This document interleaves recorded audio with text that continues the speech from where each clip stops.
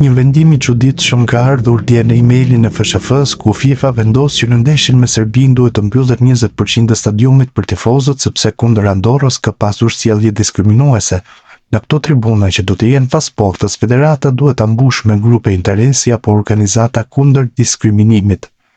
FIFA ka gjobitur Federatën Shqiptare të Futbollit pas sjelljes diskriminuese të tifozëve shqiptar gjatë ndeshjes kualifikuese për Botrorin 2026 ndaj Andorrës, e zhvilluar në stadiumin Arena Kombëtare më 24 mars 2025.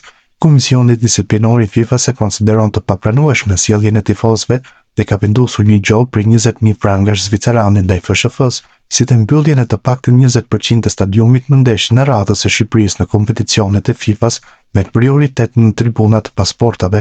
Sipas vendimit të dhënë nga FIFA, ky 20% duhet të mbushet me grupe të komunitetit ose organizata kundër diskriminimit me miratim paraprak me qeveria botërore e futbollit. Gjithashtu, brenda 6 muajve, FSHF duhet të hartojë dhe të paraqesë një plan të përmirësuar kundër diskriminimit që duhet të miratohet nga FIFA. Federata u bën thirrje tifozëve që të vazhdojnë të mbështesin kombëtaren duke krijuar një atmosferë të ngrohtë dhe pozitive dhe i fton të tregojnë qytetari dhe respekt përmes sjelljes korrekte ndaj ekipit kundërshtar për të shmangur çdo situatë që mund të dëmtojë ekipin kuqezi. FSHF mbetet në pritje të udhëzimeve të FIFA-s për mënyrën e zbatimit të vendimit. Çudia.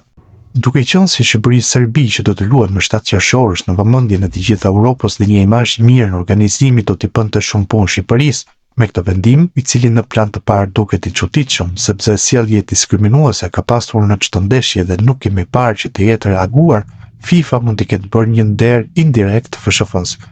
Në një anë, federata mund të jetë mërzitur për largimin e tifozëve dhe zvendësimin me organizata dhe grupe interesi, por nga ana tjetër mund të jetë e lumtur që në këtë ndeshje mund të mos ketë tifozë ultras, të cilët kanë qenë të acaruar në kohët e fundit dhe nuk kanë kursyer dhe ofendimet në kreu të FSHF-s. Armand Tuka.